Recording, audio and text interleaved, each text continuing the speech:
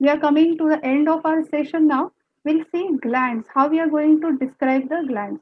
So, first and foremost, we should know about the location, where exactly the gland is located, what is the gross anatomy and relation of that gland, histology for that gland, development, blood supply, nerve supply, and applied anatomy. Try and read in this sequence only so that you won't miss out on anything. You'll cover everything on the gland. So here a case scenario we'll discuss. A 5-year-old girl comes to your clinic with her parents with the complaint of swelling over her cheek. You can see that the child is very tearful. That means the swelling is painful and the child is febrile, having high grade fever also. So what is the likely diagnosis? To know the diagnosis, you should be aware of the region where the swelling is arising, and you should know why the swelling is painful. So for that, we'll see now the parotid gland. Before the start, we'll see location of the parotid gland. So if you see this area between the mandible and the mastoid process, this area, here lies your parotid gland. So it is described by calling it as parotid region. So what are the boundaries? You can see here in front, it is the posterior border of the ramus of mandible. Behind the mastoid process and the muscle that is attached to the mastoid, and that is sternocleidomastoid. Above, you can see the external acoustic meatus. Can you see above? It is limited by the external acoustic meatus. Okay. Below, it is limited by the muscle called as stylohyoid or posterior belly of the digastric. Medially, the structure that is present is this, the styloid process and the muscle attached to it. So that is the parotid region in which parotid gland is lying. Grossly, the parotid gland is pyramidal in shape, but it is an inverted pyramid. Means instead of apex pointing up, the parotid has got its apex pointing down. So it's an inverted pyramid. And apart from the main mass of the parotid gland, it shows many processes as well. Coming to the covering, every gland is covered by a capsule. Okay. So one is a true capsule and other is a false capsule. True capsule is formed by the condensation of fibrous stroma, and false capsule is formed by the deep fascia that is present around that gland. Here, this deep fascia is investing layer of the deep cervical fascia. This false capsule or this investing layer of deep cervical fascia merges with the masseteric fascia, and it forms something called as parotidomasseteric fascia. Because of this fascia, the swelling in the parotid gland becomes painful because this fascia is unyielding in nature, means it is not giving space for the swelling to enlarge.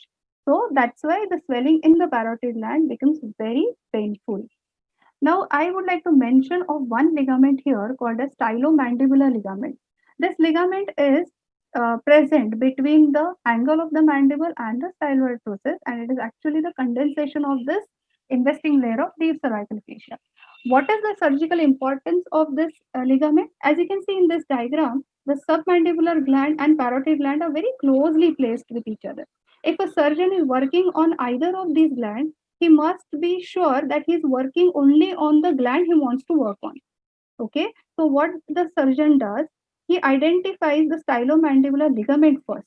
So whatever gland is present above that ligament is the parotid, and the gland that is present below the ligament is the submandibular gland. So stylomandibular ligament has got a great surgical importance. We'll see the presenting part now. I have told you it is an inverted pyramidal shaped gland. So it has got an apex pointing downward. See, it is a base coming in relation with the zygomatic arch. Then there are surfaces. The surface that you see as soon as you open up the skin is the superficial surface. The surface that is in relation with this masseter muscle, can you see here? So that surface is anteromedial surface, and the surface coming in relation with the styloid process is the posteromedial surface. Talking about the borders, this is the anterior border, this is the posterior border, and then there is a medial border separating anteromedial surface from the posteromedial surface. This is important. Uh, what are the structures passing through the gland? Now, again, there are nerves and vessels that are lying into the parotid gland.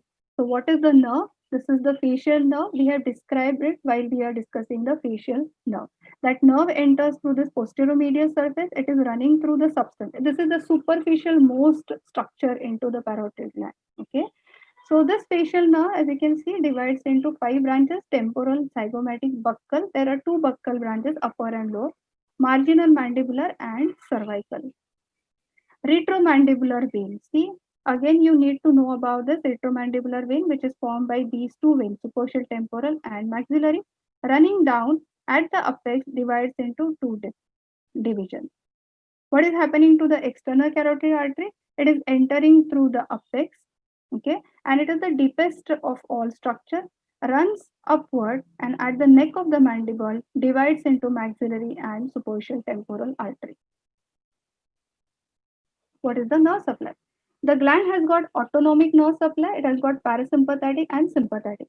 Parasympathetic supply is bring about watery secretion, while sympathetic brings about mucus rich secretion. Okay, so the gland is supplied by parasympathetic via auriculotemporal nerve, and the ganglion that is involved is otic ganglion.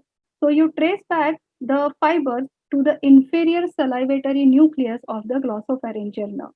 The fibers are carried through the tympanic nerve. That tympanic nerve is going to form tympanic plexus, and from that plexus, one nerve arises called as lesser petrosal nerve. Now, that lesser petrosal nerve relays into the otic ganglion, and from that, the postganglionic fibers are carried through the auriculotemporal nerve. It is not that from that otic ganglion, auriculotemporal nerve arises. No, rather, the postganglionic fibers from that otic ganglion are carried via the auriculotemporal nerve, and then they are supplying to the parotid gland. The sympathetic are vasomotor, they bring about the constriction to the vessels, and those fibers are carried through the branches of external carotid artery. Other important topics that you should know are the paranasal air sinus, and among that, maxillary air sinus is of utmost importance.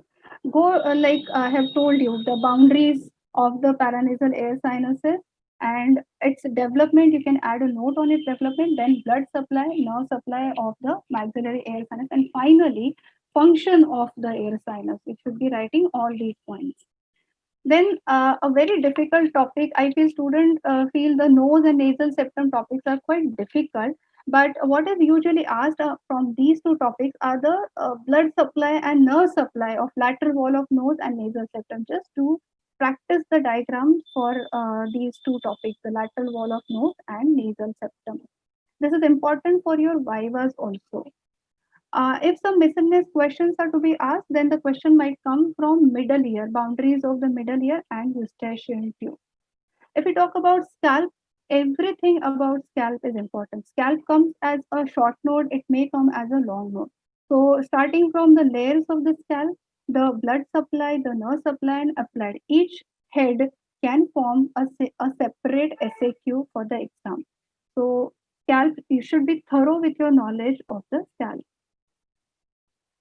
Some practical points from the practical point of view, what is asked in your exam, soft parts are given to you where you're supposed to identify a structure that your examiner is asking you. Okay, so if you are stuck at that point only, if you're not able to identify, how your viva will go forward. So make sure that you are able to identify the structure that is asked to you. The structures are usually a muscle, nerve, artery, or a gland.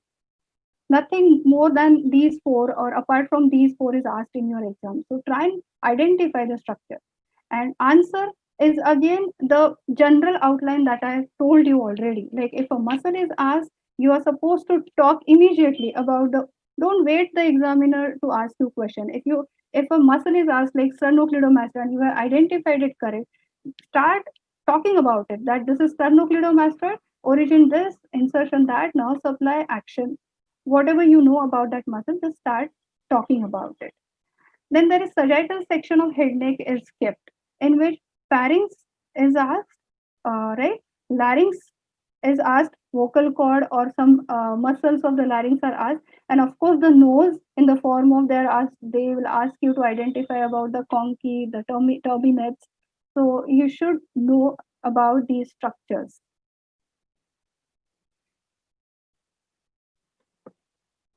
Osteology.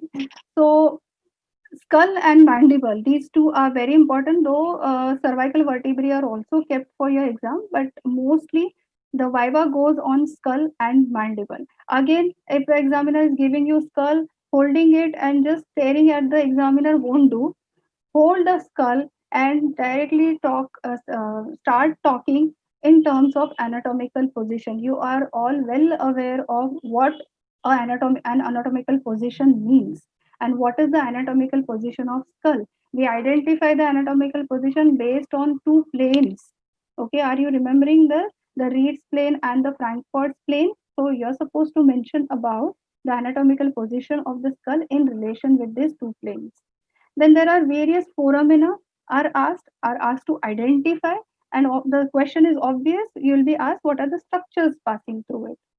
Mainly, through most of the foramina, emissary veins are passing. So this is very favorite question of any examiner. They'll ask you what does an emissary vein mean. So these are the veins that are joining the intracranial vein with the extracranial vein. And what is the characteristic? All the veins are containing the valves. The emissary veins are the valveless veins. So emissary veins are valveless. So what is the use? Why do we want valveless emissary veins there? These veins helps to maintain the intracranial pressure. So if the intracranial pressure is high, there offers flow from ICT or intracranial veins to extracranial. When the pressure is low, the flow is reversed. So it allows bidirectional flow of the blood through the emissary vein. What is the dangerous thing happening here? What is the disadvantage of this bidirectional flow? Any minute infection in your scalp can be going into the intracranial vein through the emissary vein. So you should know about the emissary veins as well. Mandible, question usually asked on mandible are what are the muscles that are attached. So you should know about all the muscles of mastication that are attaching onto the mandible. About foramina, there are just two foramina that is present onto the mandible, the mandibular foramina and the mental foramina. And remember one thing here, through the mandibular foramina, mandibular nerve does not pass. Instead, inferior alveolar nerve passes through the mandibular foramina. Okay. My favorite question is usually age-related changes. Your mandible is not the same since the birth. So at birth, the feature or structure is different. At adult life, it is different, and in old age, the structure of mandible is different. So you should know about the various age-related changes of the mandible. And finally, nerve related to the mandible, because you'll be working in the region of mandible only, so you don't want to damage any of the nerves which are in close proximity with the mandible. For example, as you can see here, the lingual nerve is lying just below the third molar and it is only covered by the mucoperiosteum, so it is likely get damaged when you're working on the molars. So you should know about all these nerves that are lying in close proximity with the mandible. So the take home message is being focused is the key. You have to be focused, give you 100% now, should be back on track. The more you revise, the more you understand. And diagrams are very important. Keep practicing the diagram. And yes, time management. If you follow the points that I have just discussed with you as how to write a question, you'll get enough time to complete each and every question. So practice the time management also. And all the best for your exams. Thank you.